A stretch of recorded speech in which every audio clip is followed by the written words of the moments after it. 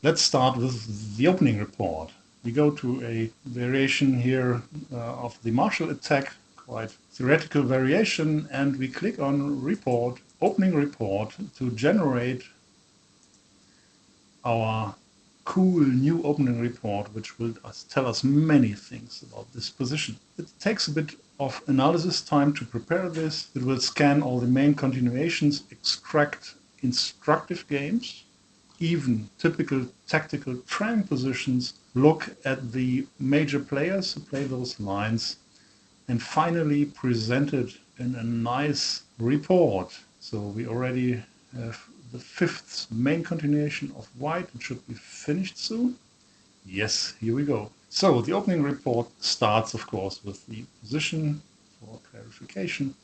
Then we have the opening pioneer, which is basically the first strong player who played this at the top level, other strong players, and a visualization of the popularity of this variation over time, which shows us that this was very popular in the early 60s, but nowadays is slightly declining, maybe because white also avoids this. Then we have strong grandmasters playing this with white or black, and I could click on any of those players here and get all the games played in this variation. The statistics section contains tons of various statistic information. And one thing is radically new and really interesting. All statistics are split up by various playing levels. For example, here the marshal for grandmasters is quite normal. Black's perspective, black scores 45% with queen h3, which is just to be expected. But look at the performance of club players, 57%, 56% for players around 1800. The marshal is a real dangerous weapon for black here. So white at club player level must be careful about this. Interesting enough, if we look at the popularity of this variation and depending on the elo level, the black players don't seem to know it, or the white players always avoid it. It's not very exceedingly popular here, but grandmasters played a lot with black. So now we come to all these continuations possible for white in these positions, and again we see the performance, the score achieved with those moves split up by various elo levels, and we could again click on any of those cells and see the related games. Finally, the move preferences sorted by frequency and displaying how popular are various moves in various elo levels. Now for the chess part. It analyzes all the main lines being played in this position and the important responses to those main lines. Most important move is bishop e3, played 1,000 times in those games here in the mega database, and it starts with something pretty interesting. The main line is characterized in the opening report. Very few short draws. Black sacrifices a pawn, not surprisingly. The queens stay on the board, of course. We have a sharp middle game, low king safeties, bishop pair for black, and space advantage for black. Sounds all pretty reasonable. If we look at the main responses, we have exclusively played usually bishop g4. 8 typical lines for that. Typical line is the most frequent continuation extracted by ChessBase here. We can see the final position of this line. We could even replay it here in this little diagram. We could even enter moves here, if you like. This is a bit weird, but possible. Okay, and we see the frequently played moves by both sides in this position. For example, here we see that if black plays king h8 or g5 in this variation, independent of the concrete variation, it could be a successful plan, so it's denoted by an exclamation mark. The study games section is very useful. It shows you instructive games, often by a strong player against a weak player. which illustrate the typical motifs of a variation. And of course, you have short games, easy to extract, entertaining. Finally, the thing which I like most about the opening report is the tactics section. The opening report extracts typical tactical motifs and presents them as training position for you. And the funny thing is that, yeah, this is all stuff which is always somehow connected to this pawn structure. And so if you train those, then you have a good feeling about the typical motifs which happen in this variation. Of course, Marshall presents a lot of tactical opportunities, actually much more for black here than for white. It's a telling. And if you have a quorum opening, of course, you would have less tactics, but still some positions would arise, and it's just fun to solve them. So let's have a look here. For example, in this position, let's see, what do we have? Watch out for mate. Yeah, mate on g2. What we have to defend this? Probably move with the knight. Another hint. Win material.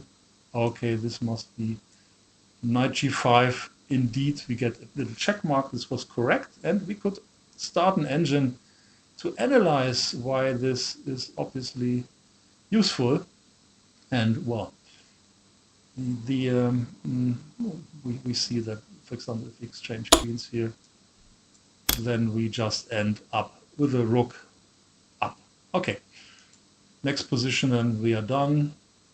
This looks like a sacrifice. Sacrifice your rook. Yeah, this must be rook f2, check mark, done. Okay, you can see this is fun. Try it in your openings, do tactical training, get familiar with the frequent tactical motifs, and become stronger.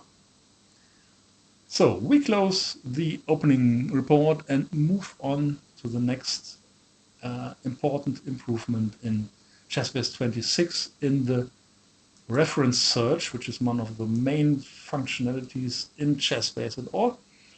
We go back for a couple of moves. I think, let me see, maybe, yeah, go back to move 8 of white.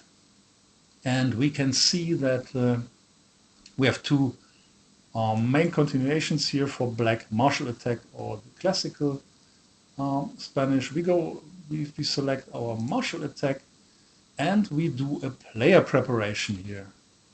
And I can see that a frequent player is Anand, so let's do a preparation for Anand in this position.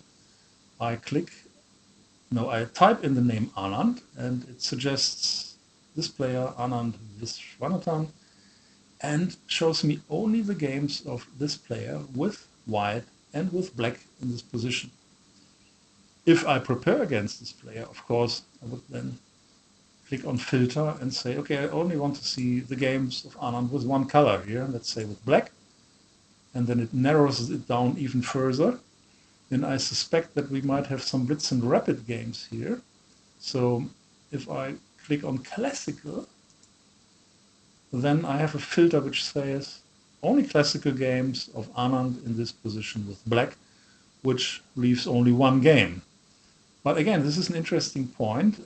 You can now, with one click in the reference search, filter out all blitz games, which has become pretty important because those blitz games obviously create a lot of noise in statistics.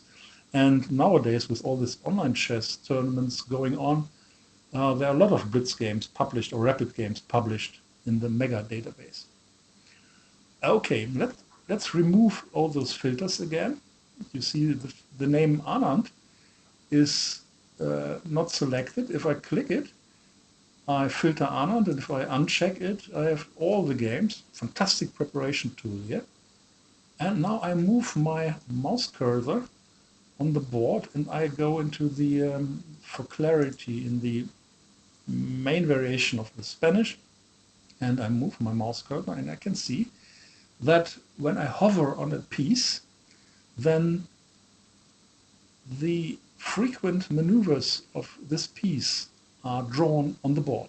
For example, if I hover on the rook on a1, I can see that it gets traded off on a8 quite frequently, or the rook a8 gets traded in the c file. If I terminate, if such an arrow is terminated by a circle, it means that the piece gets captured on that square. So here the rook gets traded off in the a file. If I hover on our b1 knight, I can see this typical maneuver of the knight in the closed Spanish main line. It tries to go to f5 via d2, f1, g3. And you can even see that those arrows get greener the closer we get to f5. So if black lets the knight go to f5, this is quite good for white. Green means good, red means bad. So for every piece on the board here in the reference search, you can extract the typical maneuvers and learn something more about the position rather than just statistics and moves. Okay, next feature is a new analysis function in ChessBase 26. We start our engine, which is in my case the remote engine, and the remote engine has the huge advantage that it doesn't use local CPU load on my machine, because the function I'm now going to demonstrate can use a lot of CPU if you let it. Monte Carlo analysis is launched by clicking on this little button, because Monte Carlo analysis is a kind of random analysis, casino analysis, statistics. If I click this button, it gets red, and you see this output here, which tells you 40 games. And this means there have been games played, engine versus engine in this position. And from those games, we can extract statistical information. We can, for example, see the win, draw, loss statistics, the drawing probability. And the interesting thing is that sometimes those probabilities differ from what the main engine calculates. For example, the main engine might display a 0.0 evaluation because it sees some kinds of perpetual check, but the Monte Carlo analysis gives you a much more detailed picture of what is actually happening in the position. And for example, here it coincides quite well. Stockfish sees a slight advantage for white, and also Monte Carlo sees a slight advantage, a score of 56% for white, and after 460 games. And the more games Monte Carlo plays, the more saturated those colors get. They start very pale, and now we have a nicer blue, yellow, red here, and because the statistic soundness and significance rises the more games I play here. So Monte Carlo analysis, one short information. This takes a lot of CPU, but I can allocate the number of CPUs used for that. And also Monte Carlo has this feature where I can hover on the pieces, and we can see the typical maneuvers of those pieces extracted from those 800 games now played in the Monte Carlo match. And again, we see our stuff here. The knight is sometimes going to c4 in computer games, but again, we see this maneuver. It's not theory, it's just the engines try to bring their knight to f5 in this position. And we can see that the bishop often gets traded off on e6, which is not so typical maybe, but anyway, we can learn something about the position by hovering on the pieces and visualizing the frequent maneuvers or paths that those pieces do in this position from Monte Carlo analysis. And now for something completely different. After all these serious analysis functions, let's have a bit of fun. It's also meant to be serious in some way. Going back to our position which we looked at for the opening report, we introduce AI plan description of a position in ChessBase 26. This can be quite spectacular and interesting, but it can also be ridiculous sometimes, because you know that AI can hallucinate. And sometimes it tries to tell you things of the position, about the position, which are not quite true. And so you have to take the following information with a grain of salt, but still we think this is very valuable. Because just imagine you have a trainer at your hand which can describe a position about you in natural language, and this can describe the essentials of a position.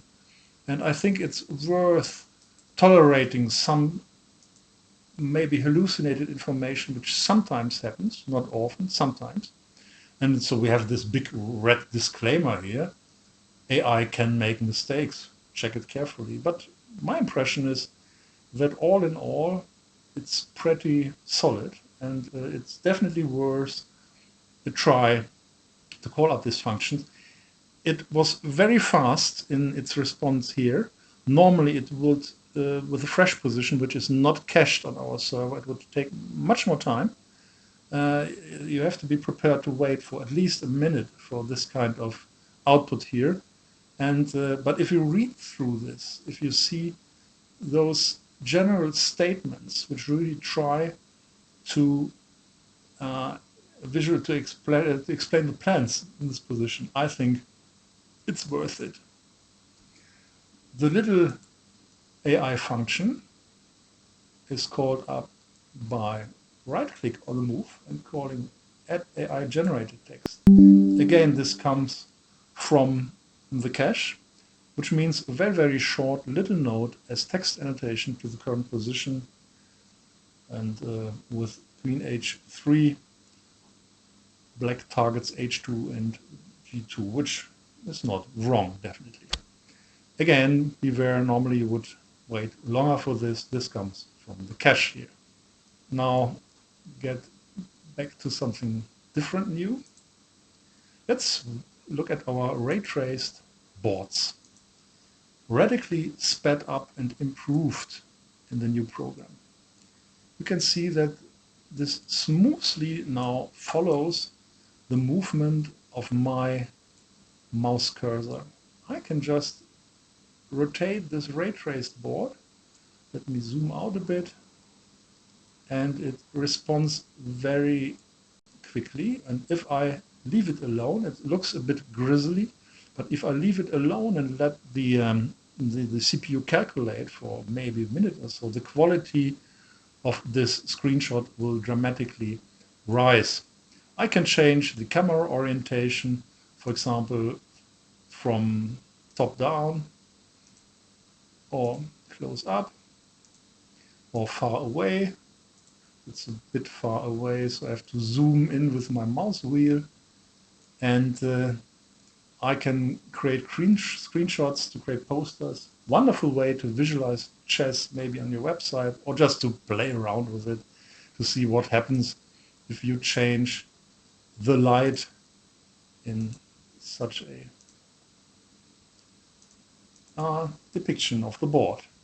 And give it some time. If you leave it calculating for, let's say, for 10 minutes or so, more and more reflections will be calculated and will look more and more realistic. And you can see reflections in the board, the proper shadows, everything. Big fun. There are many more boards which you can all try and play around with.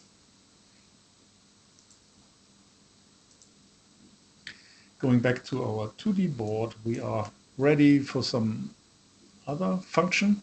The new engine management. Small but important usability detail. Let's say we call up engine management, and we see this dialog now has 3 columns, and I can actually delete, this is a fixed engine, delete engines from my computer. Those are engines which are firmly installed, which I cannot delete, so I have already deleted all superfluous engine. Doesn't matter. I can set the default engine very quickly in this dialog. This is much easier than it was in all previous ChessBase versions. And this can also be done in the function add kibitzer. You see, very easy to see what is the default engine and to change this with one click. Very useful. So my default engine was the remote engine. It's now Fritz 20, and with Alt F2 I can toggle it on and off. A neat and useful little detail. Now I close the board window, and I'd like to quickly show you one new function in the database management. For all of you who really do their own database management, not all users do this, but some do, there's a powerful new function. Click on a database, right-click, Tools, Find Double Games. We have had this function for many years, of course, this function, but now it's much more easy to handle, much more reliable, and much faster. I will not show you this here because it will take some time even on the 10 million games of the mega database, but it's a radically improved functionality which makes database management for you much easier. Speaking of database management, you know that you can right-click on any database symbol here, click Properties, and then assign, for example, an icon to a database, or set various parameters about the database. You can rename it here, for example. And we have also introduced new symbols for all those databases in ChessBase 26, which gives you a different new look. And we can visualize those new symbols here in the style menu. I can call icon theme, and I can change my classic trusted ChessBase 18 symbols to something new. Those symbols are more in style with our ribbons here, and if you are a younger person, you might prefer something like the colorful database symbols. And if you right-click on the database, then you can also see all those new symbols here. So just try around, play around with it, try it, and have fun.